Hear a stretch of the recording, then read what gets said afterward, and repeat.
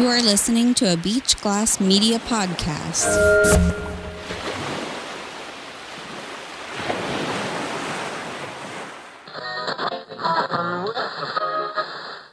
In today's news, roses are red, violets are blue. Catholics all over the world cry boo-hoo as Pope Francis sadly dies at the age of 88 on the day after Easter this past month. It's true. Shortly after being hospitalized and diagnosed with pneumonia in both lungs, the pious papal pope has promptly plopped into eternal slumber. For those of you unfamiliar with Pope Francis, he was elected pope in March of 2013 after Pope Benedict XVI made an unexpected decision to step down. A little more info about Pope Francis for you uncultured swine. Pope Francis often adopted a progressive tone in his Pope talks. He was a critic of Trump's border wall ideas and more recently made headline news for criticizing President Donald Trump's administration for their, quote, program of mass deportations. However, when asked about the Vatican's own walls surrounding its holy city, Pope Francis, before he passed, said, no comment.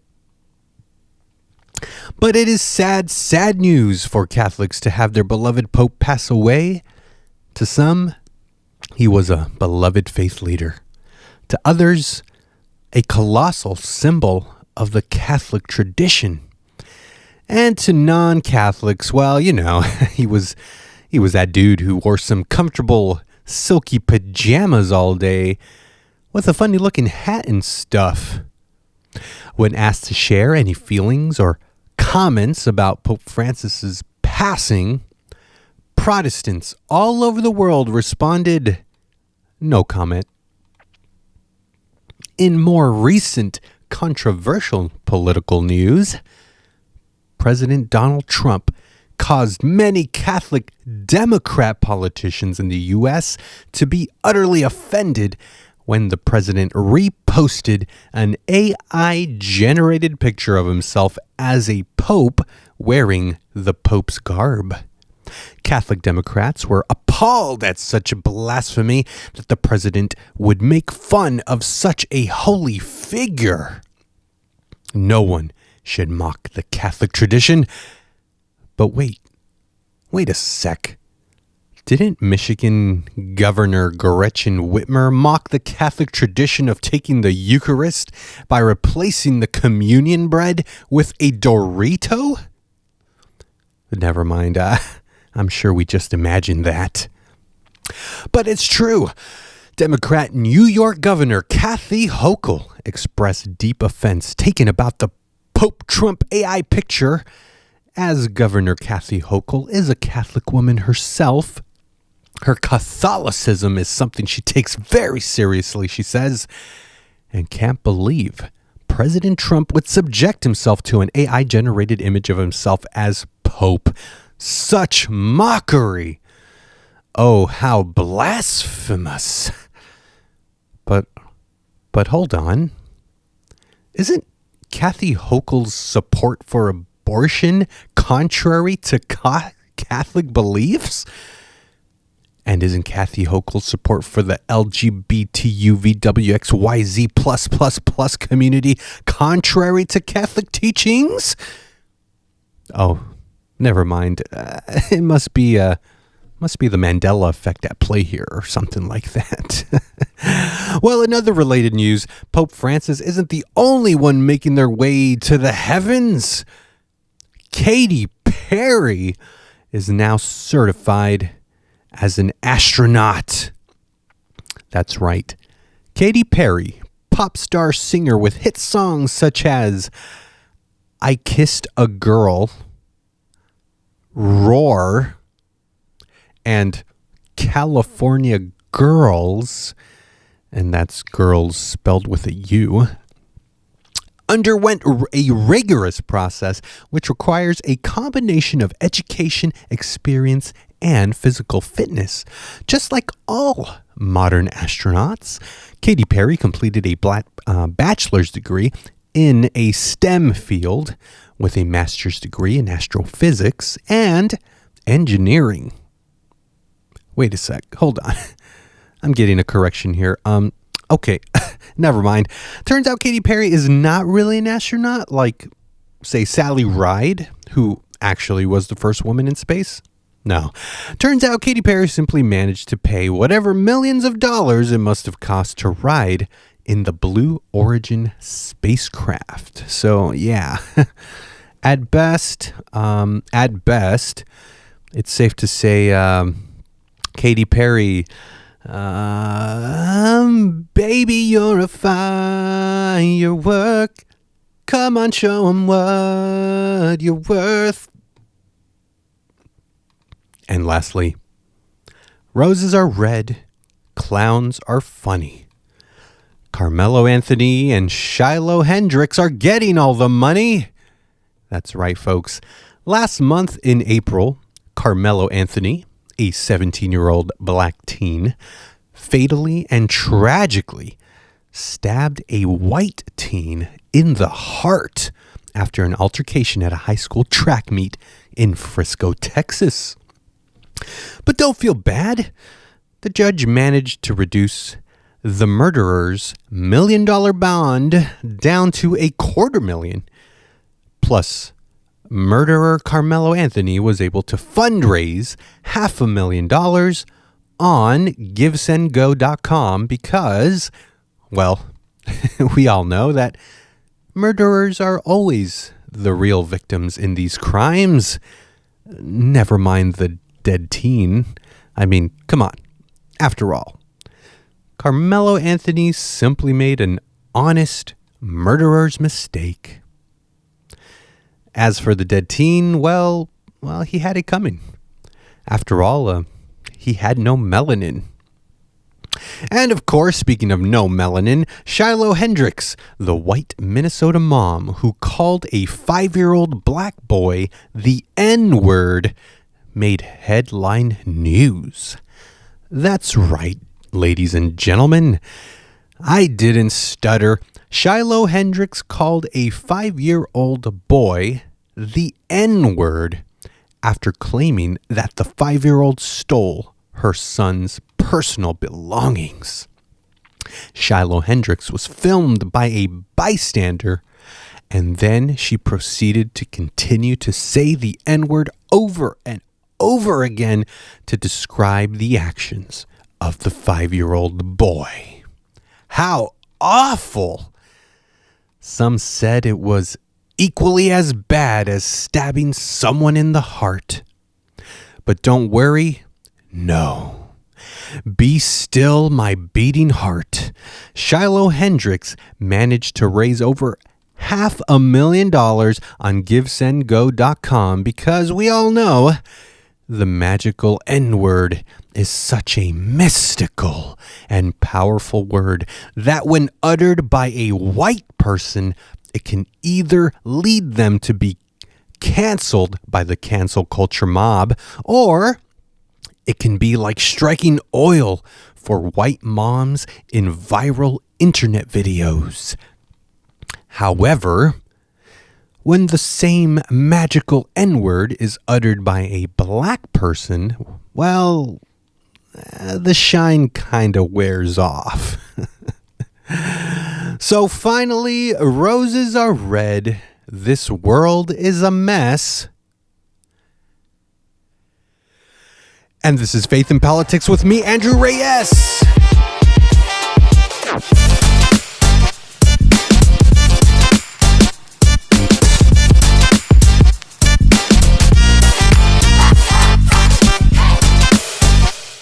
Welcome back to the podcast. I am your host, Andrew Reyes, just a regular guy over here, working through different thoughts about faith, Christianity, politics, and the culture. But I just want to say thank you for joining me on this one from the bottom of my heart. I know it's been a while since the previous episode, so my apologies.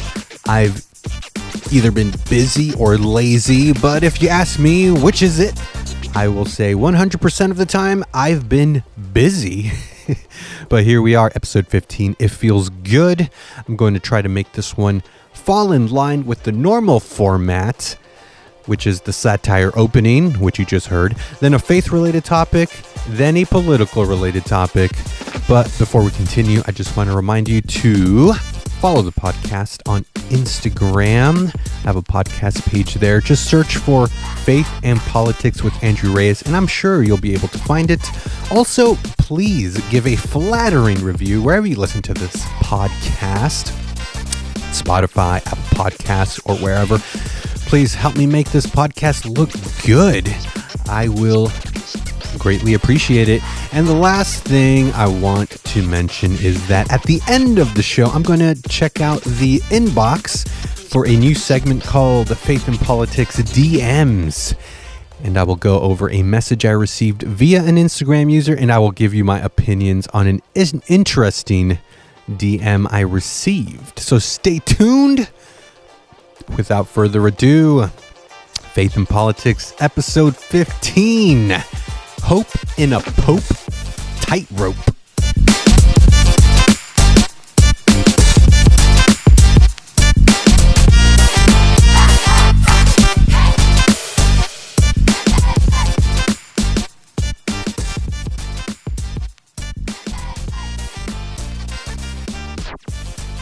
Part 1.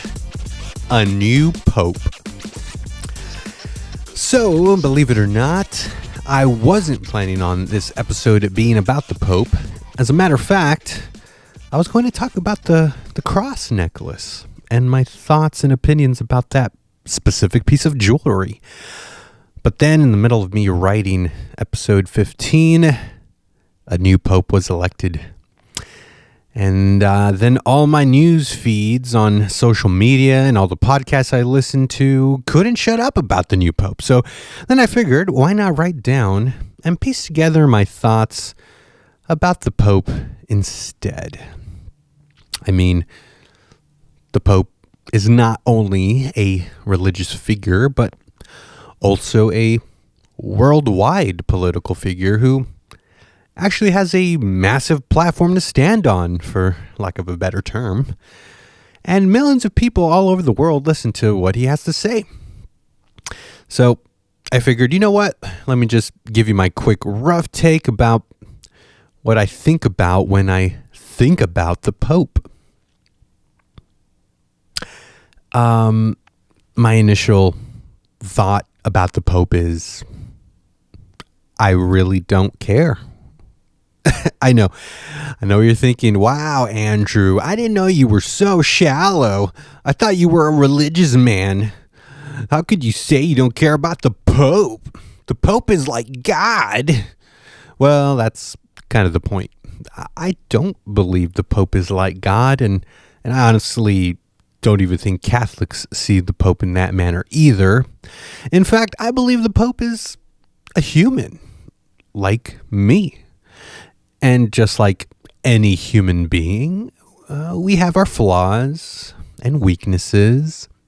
And at least we all have, that capacity to make mistakes because, well, we're human. But Andrew, have some respect. Okay, relax. I hear you.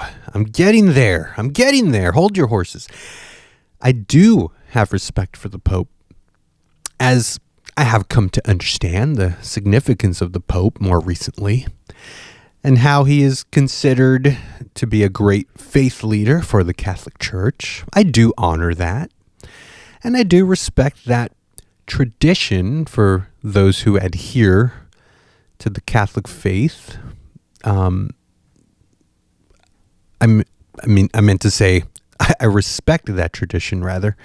I really do, which is something new, if I'm being quite honest, because I've done a lot of speculating about this recently. But, growing up, I must have been in 4th or 5th grade, somewhere around that age, where I started to learn that there were Catholics in the world, and that I was not one of them. I can't remember exactly how I came to understand that Catholics were a type of Christian. Maybe I learned it from my parents, but I honestly can't remember them saying anything negative about the Catholic faith, except I knew that at one point in my parents' faith journey, my folks used to participate in the Catholic faith or went to Catholic school or something like that. But eventually, they decided to leave the Catholic tradition and identify as simply Christian. So, growing up, I came to a basic understanding that Catholics are Christians, but Christians are not Catholics. I understood that Catholics had a certain set of beliefs or doctrines of faith or practices that I did not practice as I grew up in my Christian household. For example, I can still remember as a kid the time when several of my classmates came to school one day and I noticed they had some kind of dirt on their forehead. And I thought, oh, what the heck is going on here? Why are some of my classmates at school here with some dirty foreheads? I'm sure you know what I'm getting at. Turns out it was Ash Wednesday, and I realized that it was a Catholic tradition to receive some ash on the forehead, and it represented that you simply participated in that Catholic tradition. Ever since then, I thought it was weird. However, as I grew older and delved into what Ash Wednesday was about, I learned that basically Ash Wednesday serves as a reminder that we humans are immortal and that one day we will turn to ash once our lives are over. Which I must say, it is a good reminder. I believe the foresight of knowing that one day we will die and realizing that truth is what separates us from the animals, and it helps as a reminder to remember that life is a gift and to make the most of what you are given. Also, growing up, my Catholic school buddies would bring up this concept of, oh, I gave up such and such for Lent. And I was like, Lent? What the H is Lent? Once again, I learned it was a Catholic thing to do. And then realized that Filet-O-Fish Fridays at McDonald's was geared towards Catholics.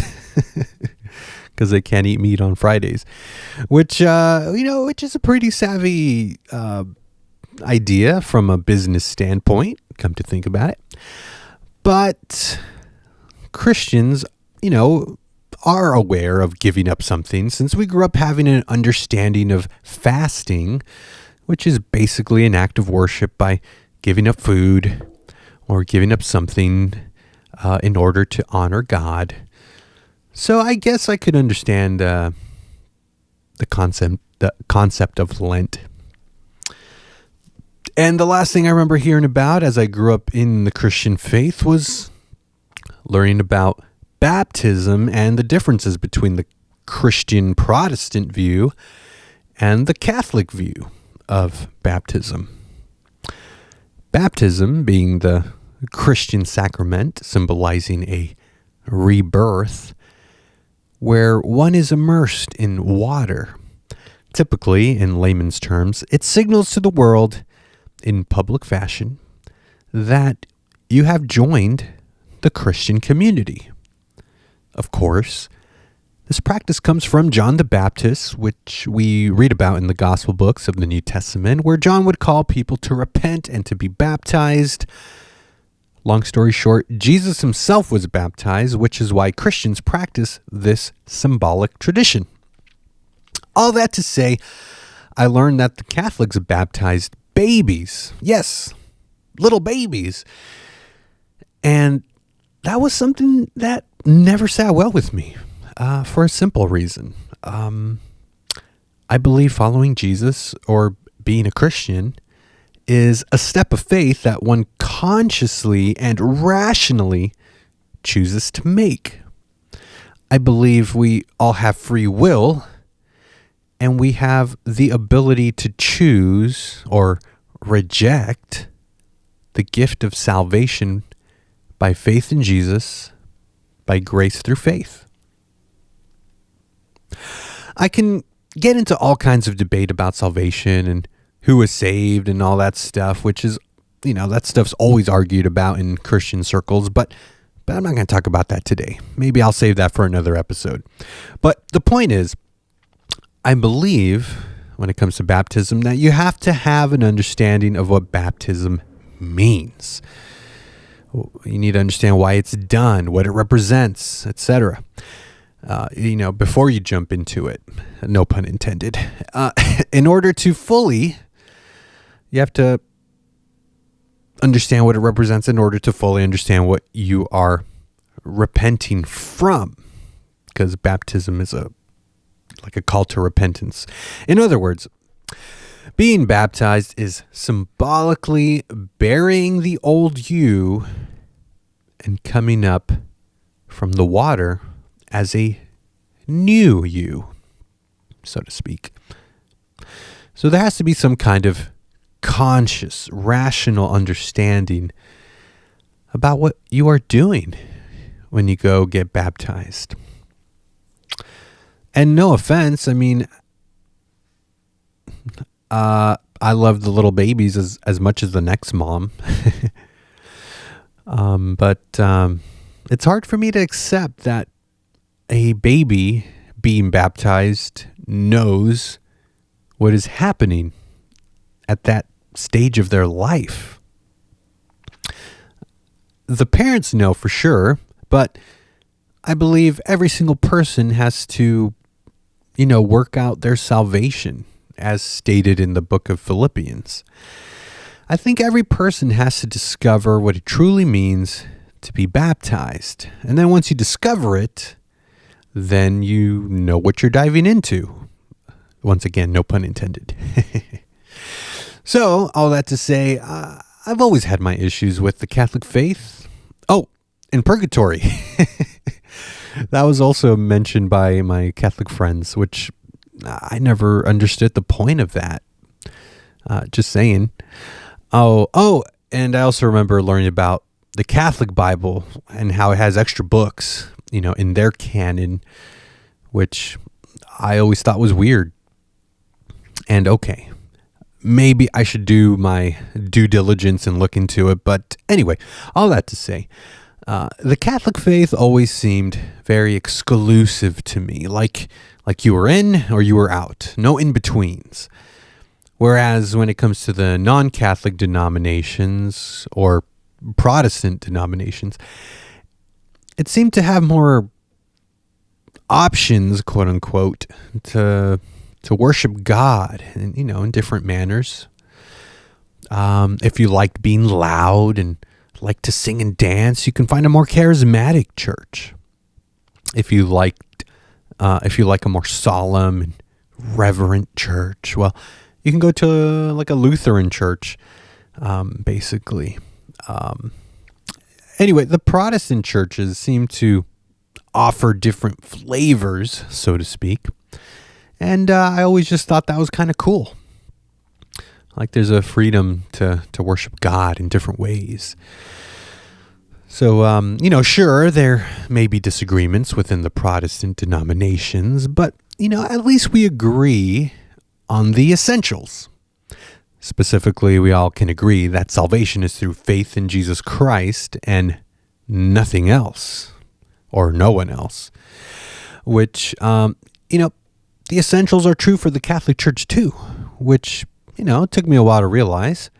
But, I hate to say it, but yes, them crazy Catholics are my brothers and sisters too. I don't say that in a mean way, but I must admit, when I heard them saying that they prayed to the saints, I would always say to myself, well, why would you pray to the saints? I mean, they're dead after all. We should only pray to God. Of course, my thinking has slightly changed. I mean, sure, the saints are dead in a physical sense, but as Christians, we believe we have eternal life in the spiritual sense. if we are saved. So it's not fully true that the saints are dead, but now I feel like I'm touching on some weird form of the Schrodinger's cat thought experiment. So I digress. So as I'm getting older and, I see the value of holding on to valuable traditions, I can see why the Catholic Church is important in our modern society because they hold that tradition, that sacred tradition. And I just remembered another thing. The whole confessional booth thing that they have. And, it always seems to be parodied on TV. I always had an issue with that too, because I believe you can pray to God yourself and it doesn't require a mediator or an intercessor. However, like I said, I can see the value in that if it helps people in their personal journeys of faith in God. I do. But, as I was saying,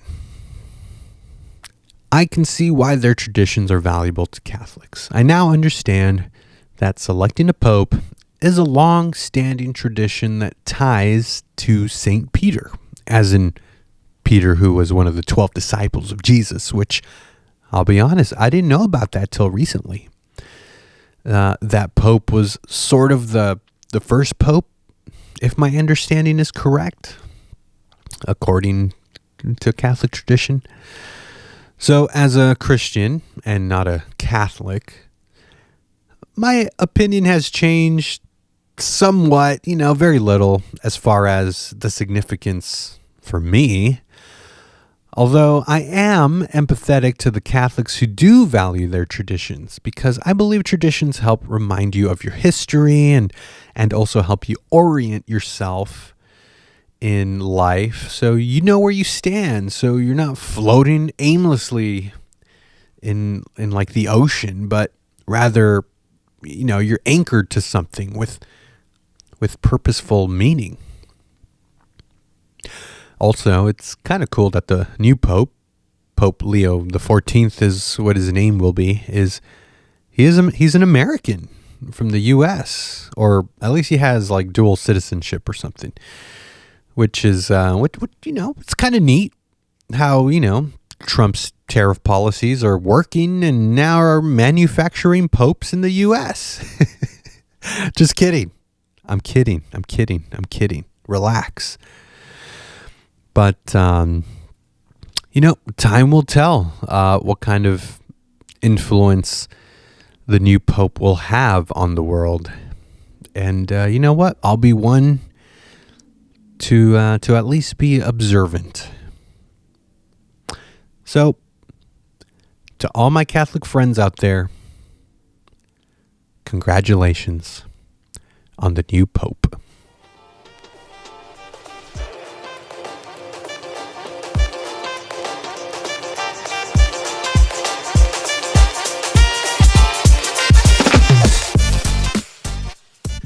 Part 2.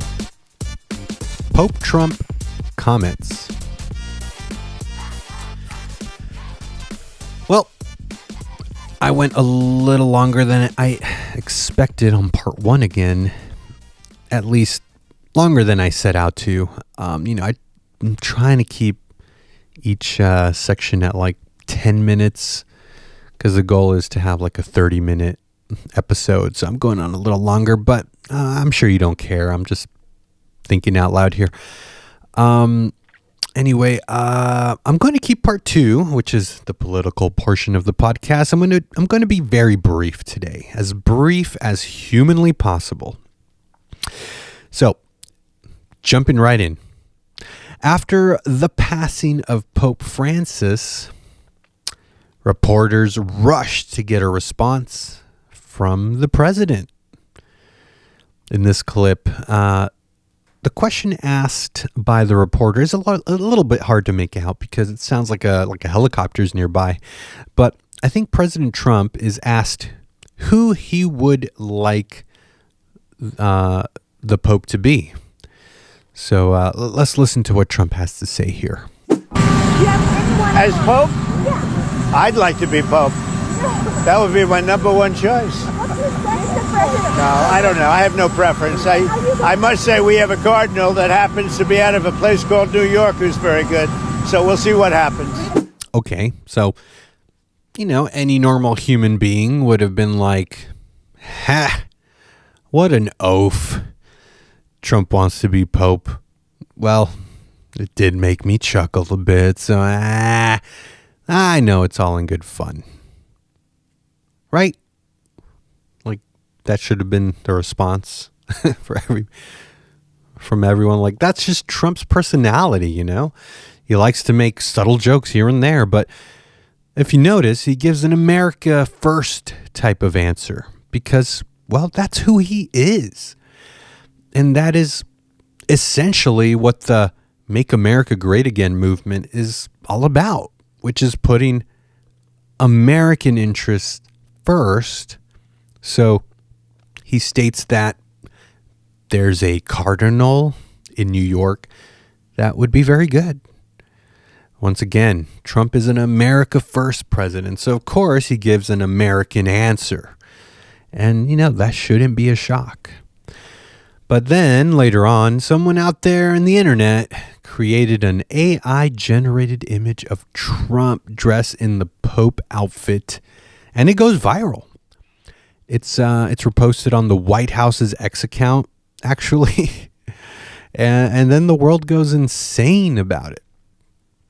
News reporters were saying how disrespectful, how immature, all this and that. Politicians were coming out against Trump's Pope image, saying it's offensive to Catholics, yet keep in mind, as I mentioned in my satirical opening monologue, some of these so-called Catholic politicians, they support abortion, which goes against Catholic teaching, and they support gay marriage or LGBTQVWXYZ+++ in their states, which, that's also contrary to Catholic doctrine.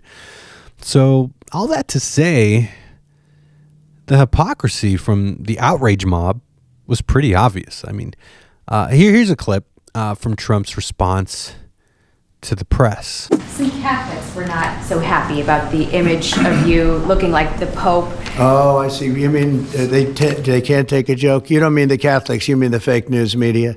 Not the Catholics loved it. I had nothing to do with it. Somebody made up a picture of me dressed like the Pope, and they put it out on the internet. That's not me that did it. I have no idea where it came from. Maybe it was AI, but I know nothing about it. I just saw it last evening. Actually, my wife thought it was cute. She said, "Isn't that nice?" My question about Actually, I would not be able to be married, though. That would be a lot. I'd have to the best of my knowledge, popes aren't big on getting married, are they? Not that we know of. No. I think it's the fake news media that, they're fakers. So, Trump doing what Trump does best. He turns it around into a joke, calling the media fake news, which, also kind of true. I mean, to anyone with a pair of eyes, if you see a picture of Trump as Pope, you just go, that's a little funny. Or at best, you go, that's pretty dumb, and move on. It's not really news. It's just the news media trying to make a mountain out of a molehill. But not gonna lie, it's hilarious that that he says he can't really be Pope because then he'd have to be celibate.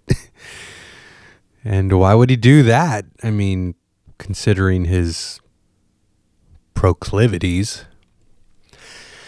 Anyway, here is what Trump has to say about the new Pope, Pope Leo the 14th. What greater honor could there be?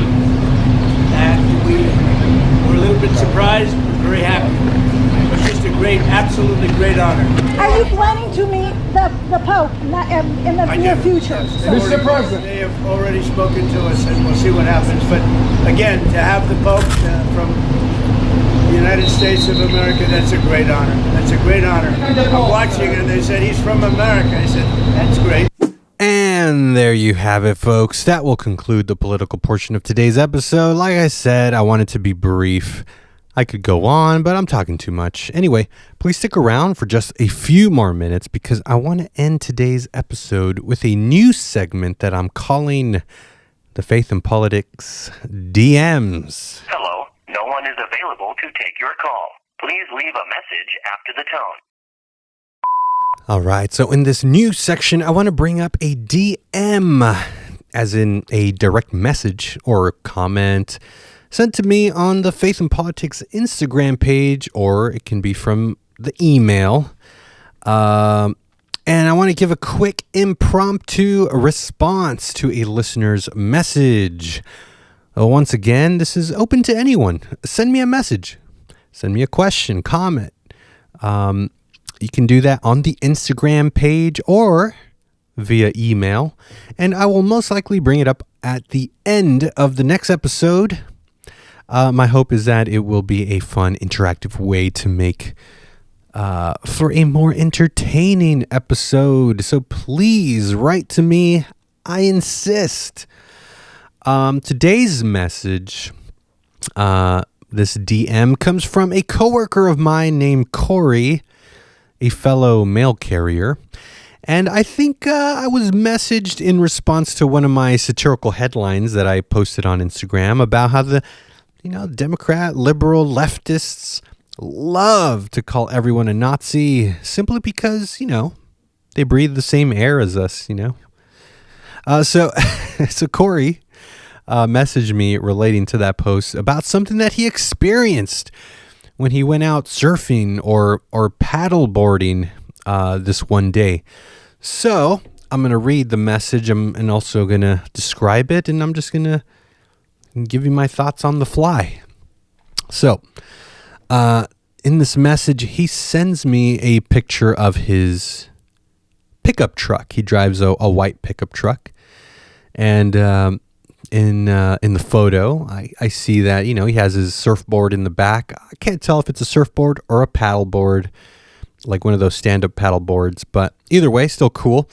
And on the back of his truck, he has a propped up American flag. Yeah, it looks very nice. But then he writes that he was literally, this is his message. He writes, I was literally called "you effing Nazi" this morning in PV. Parking before paddling out. So I guess he was just trying to park. Getting ready to go paddle boarding or surfing. And someone said, "you effing Nazi." Wow. And my initial thoughts is, wow, that's really lame. I mean, just because you have an American flag in the back of your truck, people are supposed to guess that you're a Nazi because you have an American flag, because you love this country. I mean, it's okay to love your country. It doesn't mean you're a white supremacist or that you're a Nazi and you hate Jews or, it's funny because Corey, I think he's Filipino. So, he has dark skin like me, dark hair. So it's like, yeah, he's not like what the Nazis looked like. But, yeah, it's just a sad world we live in where if you show any kind of, patriotism, love for your country, that you get name called. So, I'm sorry to Corey and to all those people that have to deal with people that can be very rude. I mean, that's just a very rude thing to say. And, we see that a lot coming from the left. They're the ones spray painting swastikas on Teslas because they hate Elon Musk. And it's like, really? Like, you're not really hurting Elon Musk. You're hurting your fellow citizen. like what are you even doing? But anyway, all that to say, Corey, thank you for sending me that message. And yeah, I'm just stunned that you had to encounter that. And I hope it doesn't happen again. I hope you continue to still fly the American flag, because this is a great country to live in. So many freedoms in this country. Like the poorest person in this country is still living like a king compared to other third world countries. I mean, the poorest people in this country probably have a $1,000 cell phone hooked up to the internet. It's just what this country has done for the world, which is, take a lot of other countries out of poverty. It's a great thing. So I don't know. I don't know why the left hates this country. It's a great place. I mean, the fact that you can protest and complain, I mean, that's already a lot more privileges than what you can find in other countries. So, thank you for sending me that message. And anyone else interested can also drop me a line and I'll give you my thoughts on it. So thanks for listening. It was fun. Don't forget to like, subscribe, rate, and review this podcast. Follow the podcast page on Instagram. Please send me a line. You can DM me on Instagram. Send me an email. The email address is faithandpoliticsandrew@gmail.com. I'll type it all up in the show notes so you can click on it and all that. Until next time, don't forget, keep up the faith.